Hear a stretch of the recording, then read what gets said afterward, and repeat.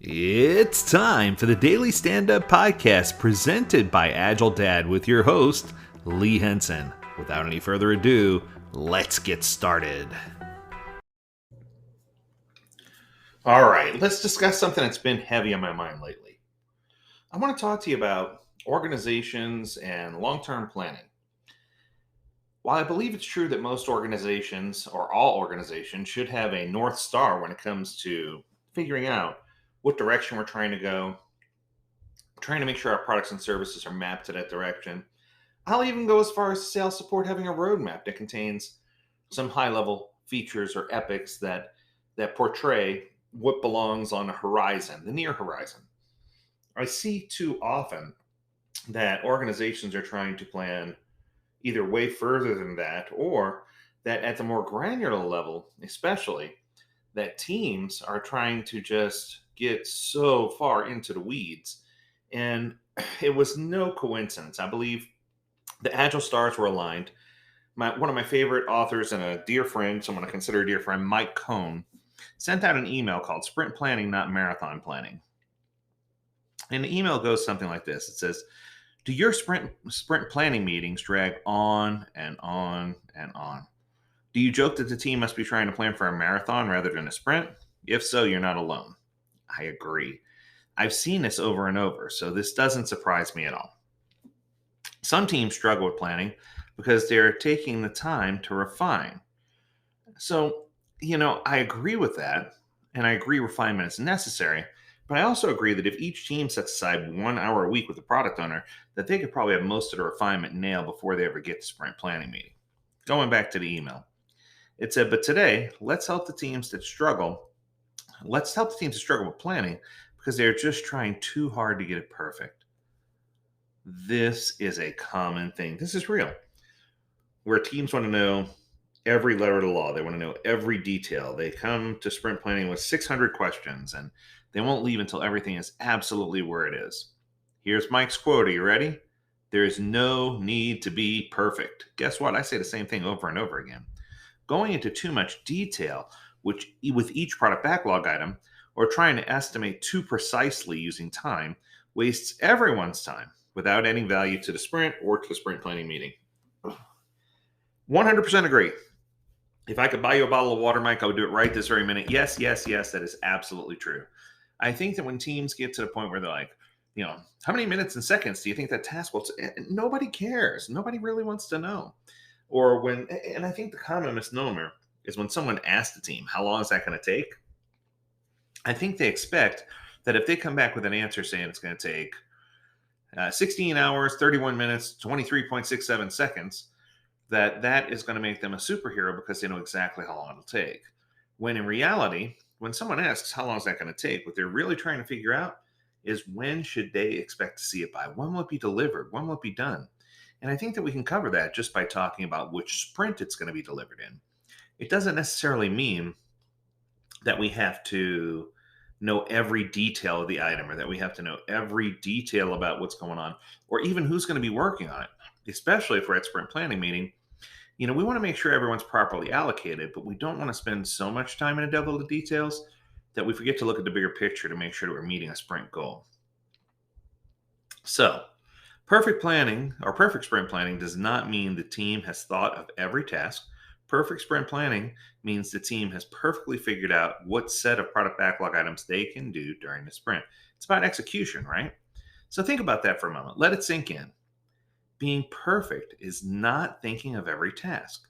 Being perfect is knowing the right amount of product backlog items that can be consumed and delivered in a sprint cycle.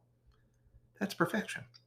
In my experience, a team doing a good job of sprint planning will identify only about 2/3 of all the tasks that its members may be doing during a sprint. So the team leaves the meeting having failed to identify about 1/3 of all the tasks at the task level that they may be executing during a sprint. I would argue this is a good thing, and Mike agrees. The team could spend more time planning the sprint and identify more of the work, but it's not worth all the extra time. Teams typically don't miss the big to-dos, they usually miss the little ones. And that's why there's no need to try to think of every single bit of minutia. That's why there's no need for acceptance criteria to be so granular that that you wind up in a position where there's no way you'll ever, control, define, refine, or meet all the acceptance criteria that you identified.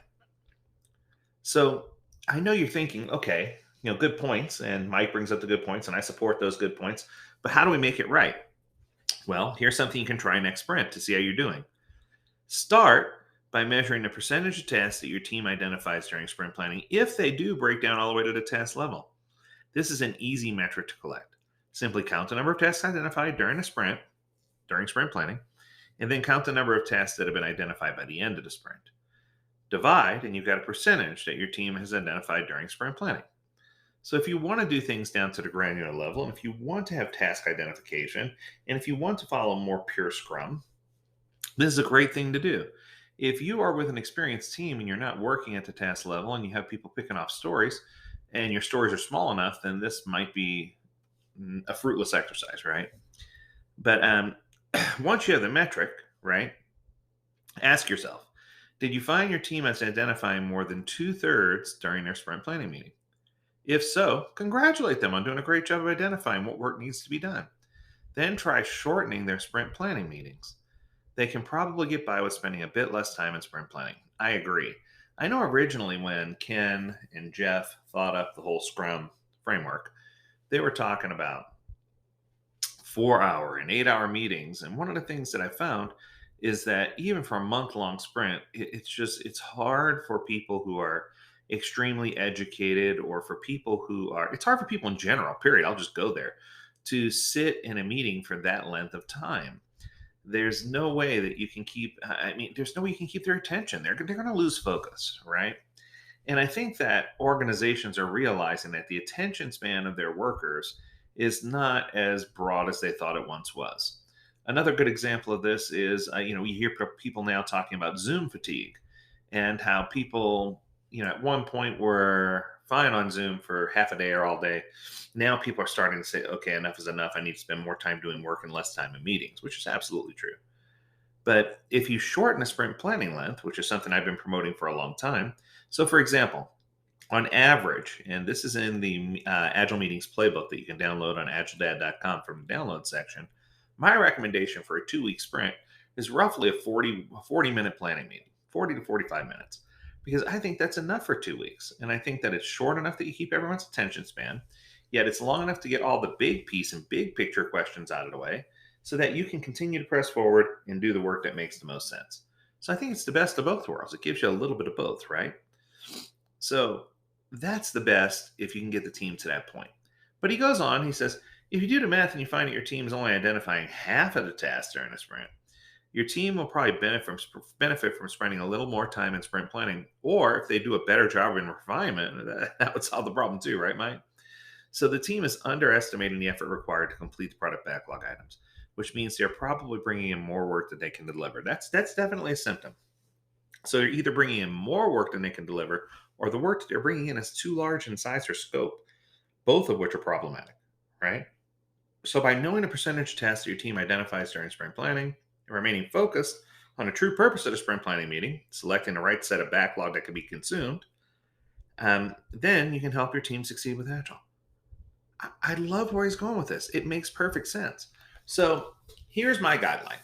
So in summary, 1, if you have a team that's new, or a team that's not been doing Agile for a long time, or a team that's been doing Agile for a while and struggling, my guideline is you should never be carrying work over from one sprint to another. If you find that every sprint you're carrying stuff over, if you find that every sprint you have too much work, you have to either split things, or you have to, it becomes nightmarish, right? And it causes the team to be completely non-predictable. If you find yourself in that boat, this exercise that Mike is recommending is perfect.